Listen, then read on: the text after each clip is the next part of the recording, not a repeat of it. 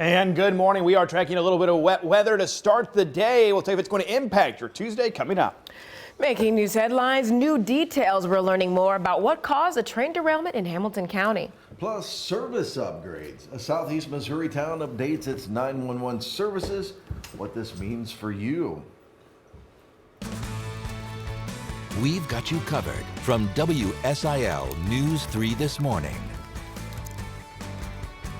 Good morning, everyone. It is Tuesday, October 11th. I'm Dave Davis. And I'm Evie Allen, and we appreciate you starting your Tuesday right here with us. Storm Track 3 Chief Meteorologist Nick Housen is also here with more on how we are shaping up on this Tuesday.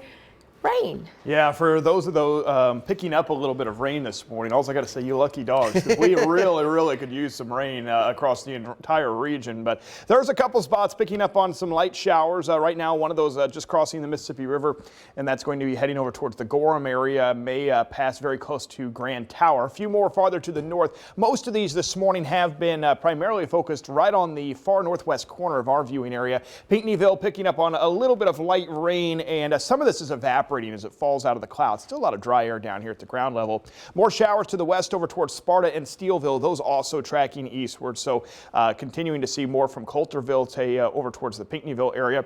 Farther north, another round of some showers moving in the western side of Jefferson County. Woodlawn southward to Waltonville. These are also going to be moving into the Mount Vernon area very quickly. Temperatures very mild outside this morning. So again, tracking a little bit of rain to start the day. May want to pack along an umbrella. Most of this though is on the light side.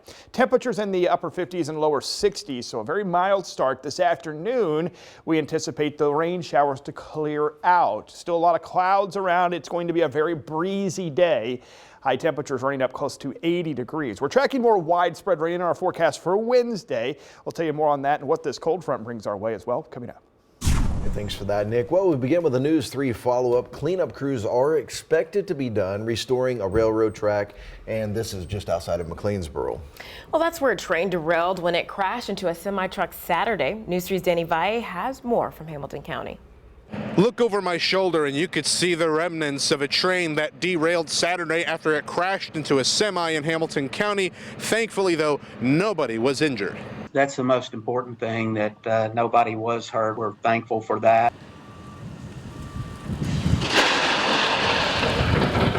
Crews are almost done cleaning, and the tracks on the railroad on Miller Store Road in Hamilton County are almost done. An Evansville Western Railway train derailed on Saturday after crashing into a semi-truck. Company president Tom Garrett says 10 cars and 2 locomotives were damaged. We do have plans in place, and we have contractors that we can call upon with short notice who are very experienced to come in and make track repairs and so forth. These drone pictures from the Hamilton County Emergency Management Agency say it all. At least 2 crew members were on that train, 1 person in the semi. All 3 escaped without injury. Garrett says crews have been working nonstop since Saturday, and the tracks should be repaired by Monday night. And take a look behind me. That is a big mountain of coal. That's what was in the train when it derailed on Saturday, including a lot of grains. Garrett says they still don't know how much soybeans they lost, but they can still reuse the coal.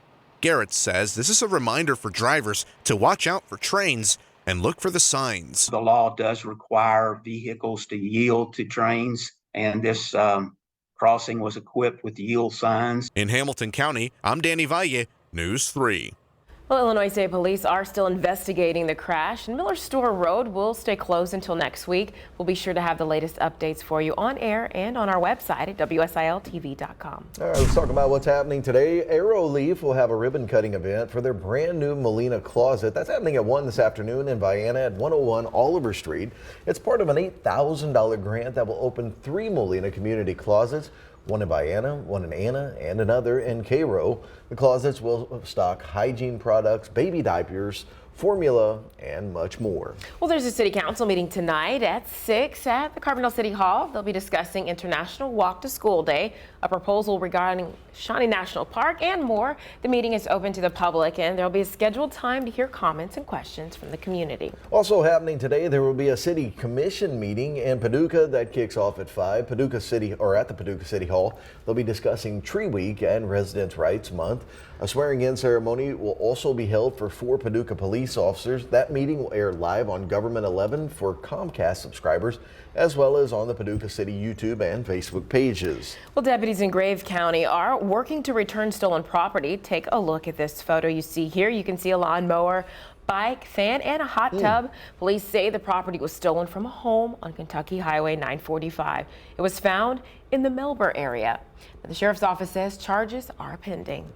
And Missouri Governor Mike Parson is showing some hesitation after an announcement by the White House. The Biden administration says it's issuing pardons for federal offenses on simple marijuana possession charges. Governor Parson says he's granted clemency to more people than any previous Missouri governor in the last 4 decades. But in a recent statement, Parson says he'll continue to handle pardons on a case-by-case basis. Well, high tech, a new software system for 911 calls is in place and helping out the Cape Girardeau Police Department. And here's how it works. When a call is placed, the dispatcher can request access to the cell phone that's being used. If the caller allows it, they can share video, GPS coordinates, photos, and chat with the dispatcher. It allows more information to be shared between the caller and the center, and it also allows police in the dispatch center to clarify information, especially information the caller may not be sure about. People get confused in high-stress situations, so being able to decipher a lot of that and decode a lot of the faulty information is going to be super beneficial for us. All the functions of the software have to be approved by the caller first before any information from the phone is shared with the police. Well, prices at the grocery store could increase if the Mississippi River water levels continue to drop and cause havoc for farmers. Now, moving the grain alone has actually been a challenge. As Tom Dees reports, farmers are having to wait 4 to 5 hours to transfer grain into the elevators. Farmers and ag workers telling me that they're having to wait 4 and 5 hours just to get in to grain elevators where they can dump their grain. It's an unprecedented scene outside a grain elevator on Moon Landing Parkway in Tunica County. Large lines of traffic, trucks loaded with soybeans, and farmers trying to get them dumped and on barges and shipped out.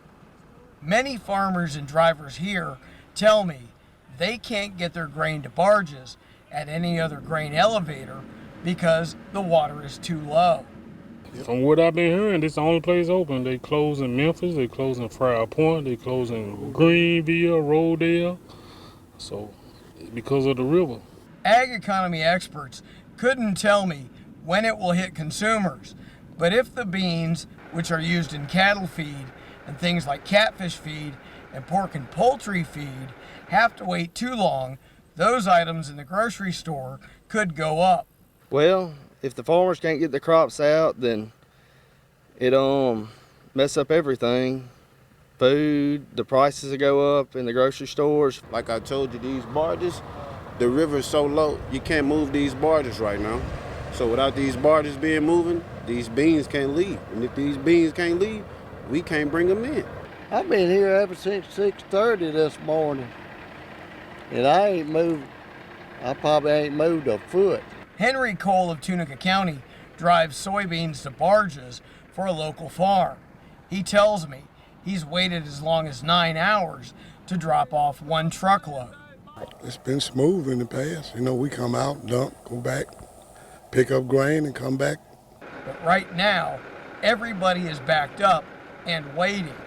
Reporting in Tunica County, Tom Dees. Yeah, and of course that starts in our region, and I want to show you some video. This is drone video taken just a couple days ago right along the Missouri-Arkansas line, so just south of Caruthersville. You can see the main channel of the river there on the right side of your screen. Look at all the sandbar, though, on the left side. That is an area that typically has water flowing through it. Now, farther northward, this is Mound City Landing, Kentucky, just across the river from Mound City, Illinois, and you can see some of the barges there, possibly even grounded, but look at all the sandbar. that is being exposed right now. Checking in Cairo, right along the Ohio, right where they come together, the Ohio and Mississippi River, now in low water stage, and also the lowest river level we have seen in basically 10 years, dating all the way back to August of 2012. Now, we are tracking a little rain showing up in our forecast. We'll tell you more on how much to expect, if it's going to impact some of those river levels as well, coming up. Well, on top of it being dry, it's also Fire Prevention Week. See how a local college is working to spread awareness. Plus, despite rising prices, restaurants are not getting much pushback from consumers. That and more in your Consumer Watch ahead on News 3 this morning.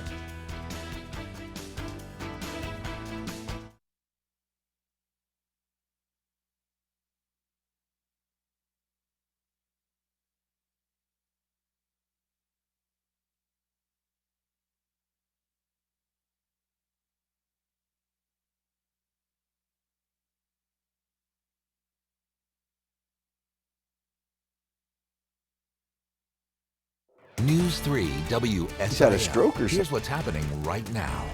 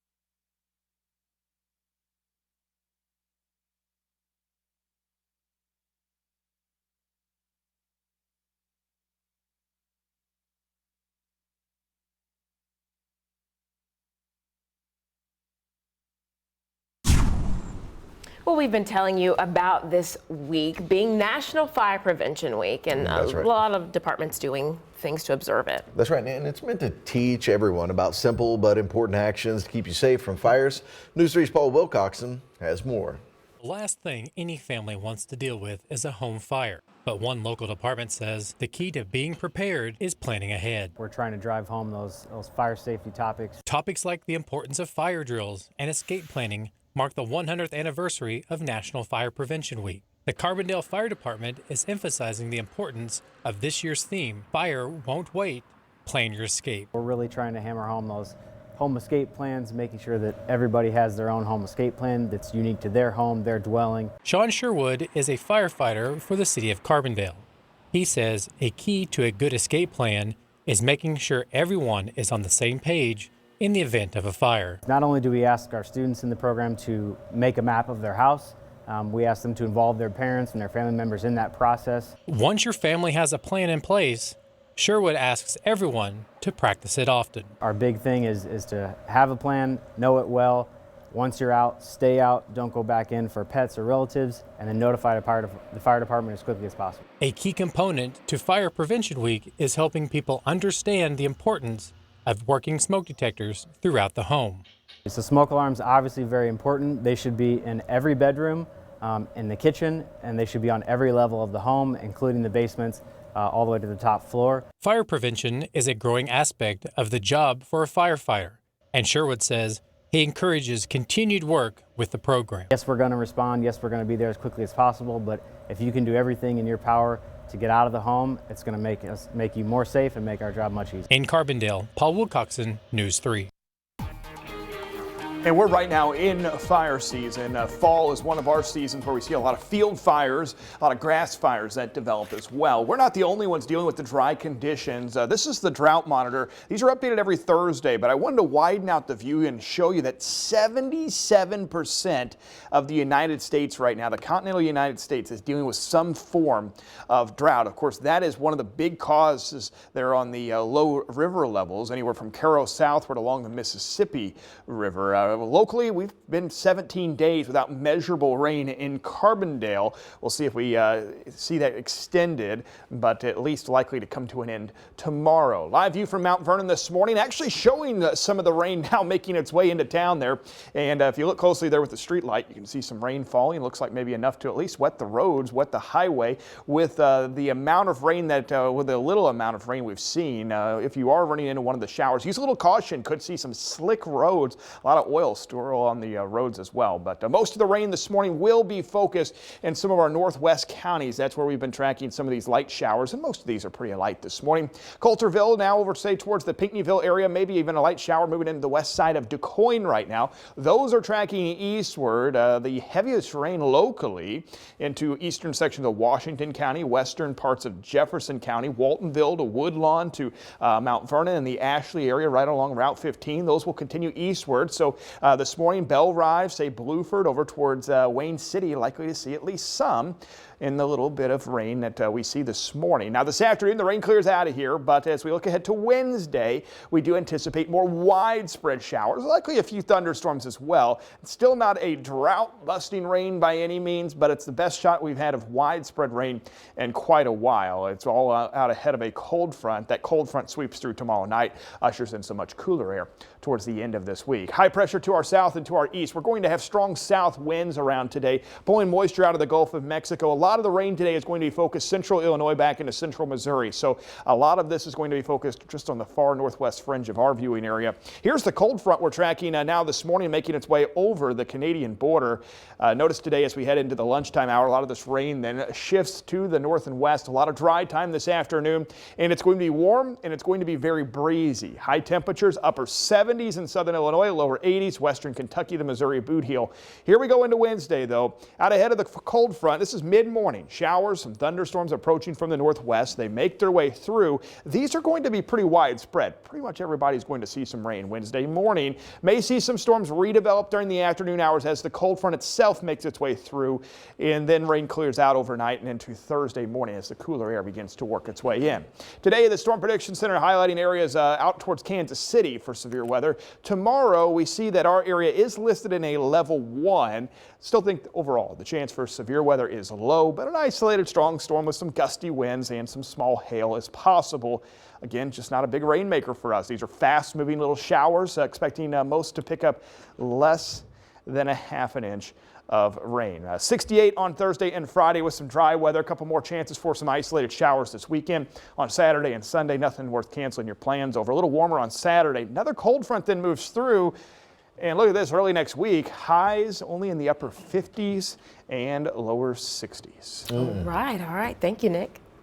Well, have you started your holiday shopping yet? No, I haven't. But we'll show you some retailers that are already discounting products next on News 3 this morning. Stay with us.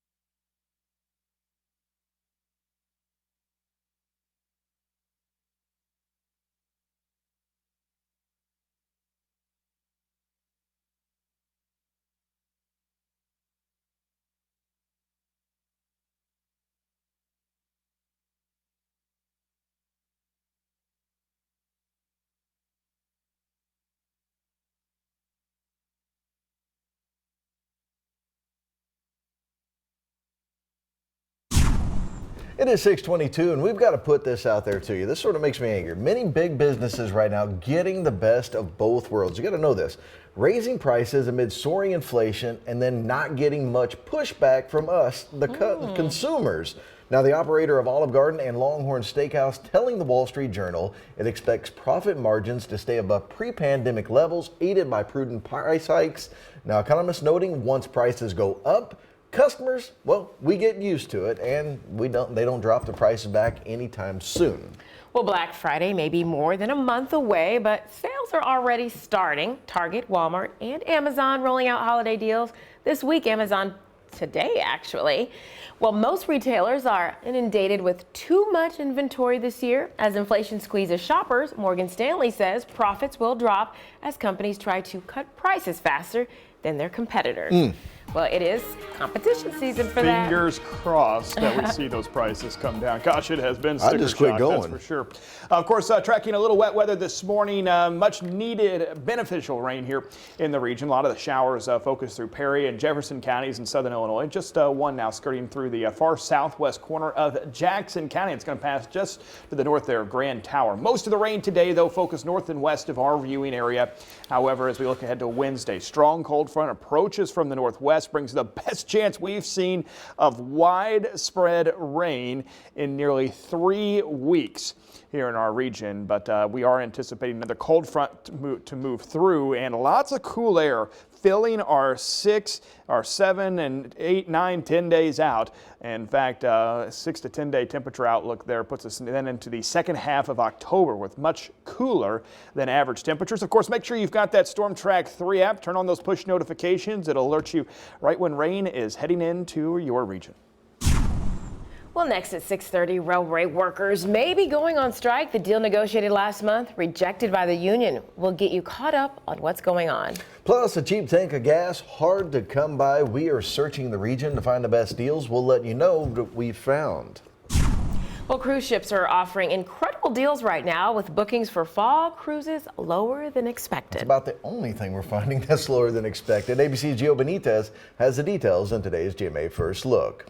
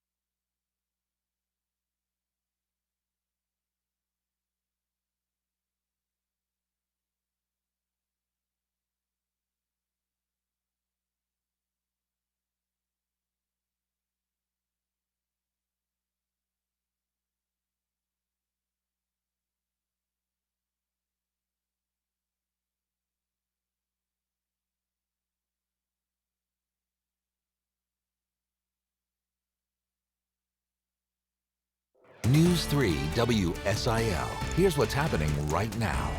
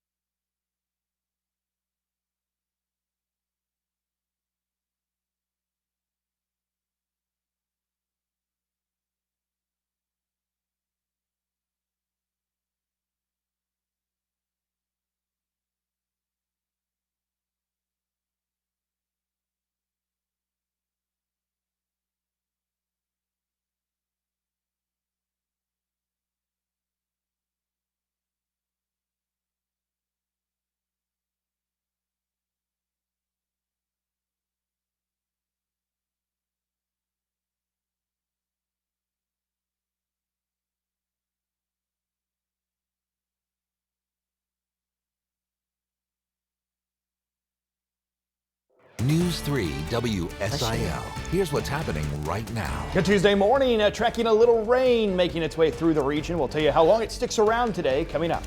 Railroad strike. The threat of a nationwide shutdown is on the line again after failed negotiations. What you need to know. New business. We'll take a look at brand new business that's hoping to inject life into one local city. We've got you covered from WSIL News 3 this morning. Well, good morning and thank you so much. Happy Tuesday to you. We appreciate you starting your day with us. I'm Evie Allen. And I'm Dave Davis. We have Storm Track 3 Chief Meteorologist Nick Housen in here with us. And Nick, I believe it feels better outside than it does inside. I stepped out the door, skipped the jacket. I said, not today. It's a very mild morning outside. Of course, tracking a little bit of rain. And yeah, there's some lucky folks out there picking up on some of this wet weather this morning.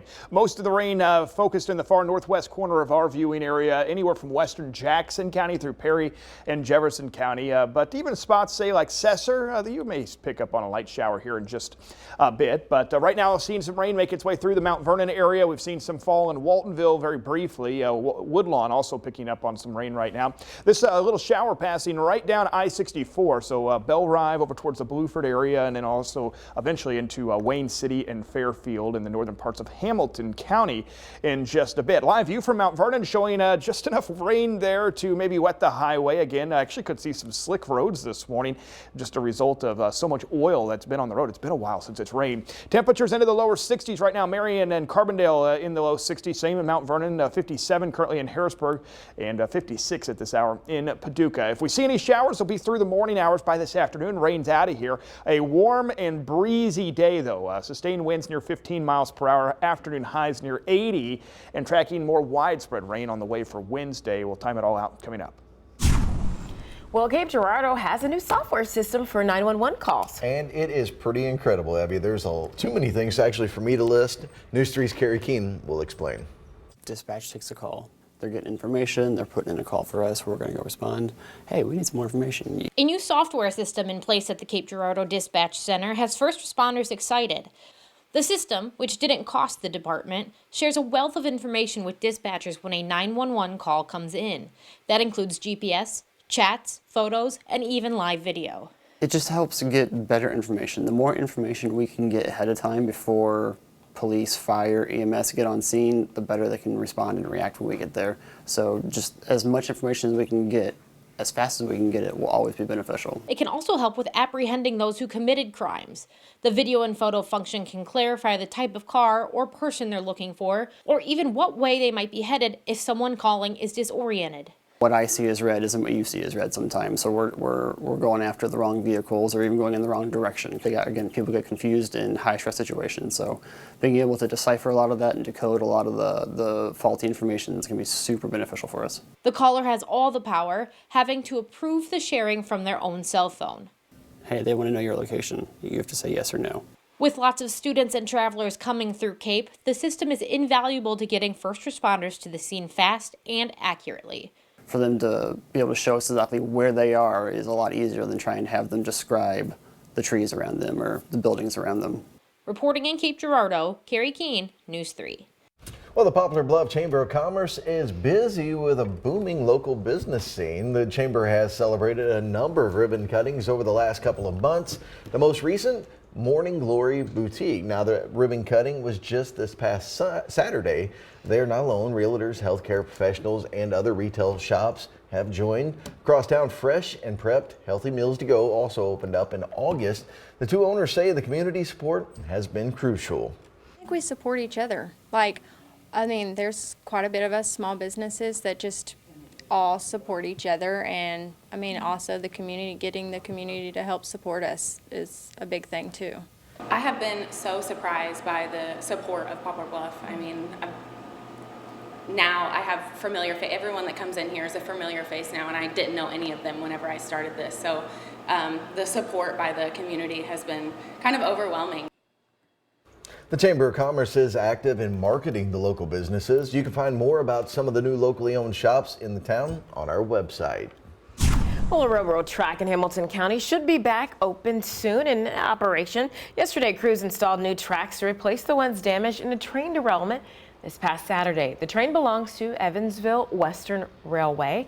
At least 10 cars and 2 locomotives suffered damage, losing coal and grains in the process. Its president and CEO, Tom Garrett, says crews have been working nonstop since Saturday. We do have plans in place, and we have contractors that we can call upon with short notice who are very experienced to come in and make track repairs and so forth. Miller Store Road will remain closed until next Monday or Tuesday. Now, that's according to the County Highway Department. Illinois State Police is investigating the cause of that crash. Well, happening today, the Southern Illinois Symphony Orchestra is hosting a benefit concert that kicks off at 7 tonight at Carbondale Unitarian Fellowship, located at 105 North Parish Lane. There, the orchestra will perform the music of Mozart, Brahms, and Haydn. Instead of buying a regular ticket for the event, they'll be taking donations for the Carbondale Warming Center at the door. Also happening today, Calvert City, Kentucky will host a ribbon cutting for the new pickleball courts. The new 4-court facility is inside Doctors Park, adjacent to the Chris Bynum Skate Park. The event starts at 6, and you can watch some pickleball games and enter to win a drawing for a free pickleball paddle. Well, now to the latest in Ukraine. At least 14 people dead and 97 wounded after Russian missile strikes there. They hit residential areas during the morning rush. As you can see right there, sent children and other civilians running for their lives. The U.S. and its allies now working out a unified response. Today, President Joe Biden will meet virtually with the other G7 leaders, and the United Nations will vote on whether Russia's annexation of 4 areas in eastern Ukraine breached the UN Charter. Well, the U.S. could be on the verge of losing tens of thousands of jobs. Bank of America says the Federal Reserve's attempt to slow inflation could be hurting the job market. The Fed's been raising the interest rate to slow inflation.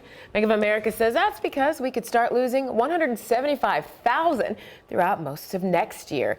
They think a recession will start in the first half of next year, and the unemployment rate could get up to 5.5%.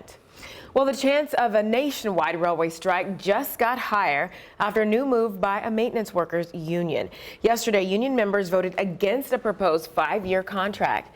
Now, they have until November 19th to reach a new deal, or workers could go on strike. The contract the union rejected was reached last month. 2 other railway unions are still voting on last month's deal, but even if they vote yes, their members can't work without the maintenance workers. Well, as you're getting ready to head out the door for work or school, you may need to fill up, and gas prices on the rise again. A gallon of regular could hit an average of $4 this week. It's already pretty close to that here locally. Actually, some places over $4 a gallon. OPEC recently announced that they are ceasing production in several West Coast refineries have been offline because of accidents or maintenance. Now that they are up and running, the price of gas should start falling again. Now, we took a look around the region here to try to find the cheapest gas in Metropolis. Marathon Station is $3.64 a gallon. That is the cheapest I personally saw. Now, Big Daddy Liquors and Culp, $3.79, also at their Pittsburgh location. El Dorado Casey's, $3.81. Now, parts of Missouri still under $3 a gallon, but not in our viewing area. $3.29. The cheapest we found at Murphy USA in Jackson. And in Calvert City, Kentucky, the Speedway and Love's Travel Stop, $3.19 a gallon. Well, 3 Kentucky women are headed to the Hall of Fame, but it's not your typical Hall of Fame. This one is made for teachers in the state. In Marshall County, there's Benton High School teacher Wilma Pace. She's taught English and French for nearly 30 years. In LaRue County, you have Katie Cecil, a public speaking teacher of more than 20 years, and Addie Henry of Breathitt County High School. She teaches English and she's done it for 28 years. Now, the teachers were chosen by a statewide selection committee. They'll be inducted November 4th. Well, it is that time of year where you need to watch out for deer. State Farm says there are more deer car crashes in Illinois. In fact, 4th in the country for claims. State Farm advises you to be careful, especially in the early morning and late night hours. Now, if you can, use your high beams when it's dark. Don't swerve if you hit an animal. That's extremely important. And if you do hit an animal, take pictures from a safe distance, and then don't assume your car is safe to drive. Check for leaking fluid or loose parts before you leave. So fantastic advice right there. But it is that time of year, getting ready to start seeing even more. Yeah, no doubt about it. Actually noticed some this morning just driving into work. Of course, heading out this morning, we want to have an umbrella handy, especially if you're in, say, DuQuoin to Pinckneyville to Mount Vernon, some of the areas in the northwest parts of our viewing area. And you may also want to have a windbreaker. It's going to be a very breezy day. If you're in some of those areas picking up on some rain, you may want to have the rain boots handy as well. Today's weather grade, weather be given it a C grade. We are tracking a little wet weather. Yes, it's going to be warm, but very windy this afternoon. High temperatures running up close to 80 degrees. Showers around this morning, some dry time this afternoon, and expecting more widespread rain on the way Wednesday. We'll break it all down in our forecast coming up. Well, we should be getting excited. All of us locals should. Organizers are putting the last-minute touches on the Southern Illinois Made Expo. And it is so much fun. We're going to learn more about this year's Expo in a live interview right after the break. Stay with us. You're watching News 3 This Morning.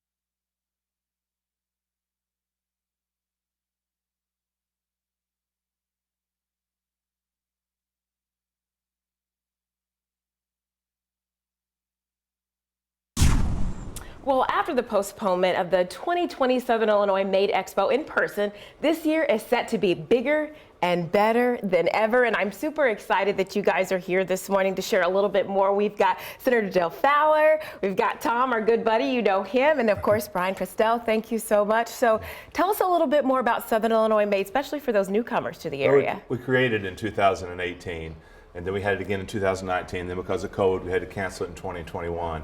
So we're glad to be back in person at this weekend at the City of Marion Pavilion. And it's going to have over 100 vendors. It's going to have activities for kids, entertainment, of course, and raise money for these two special organizations. So tell us about that, the passion behind raising money for these organizations that they represent. First and foremost, we want to talk about and really brag about all these Southern Illinois made manufactured products we have here. Yeah. And it's incredible what we have, and we wanted to showcase that, and then also with purpose to be able to help veterans organizations. That's right, like Honor Flight and Honor Guard, which are very critical here and important to all of the veterans that we have here. So what does it mean for you two to be able to represent such a good cause and I guess donations coming your way? Absolutely. For both organizations, we are local.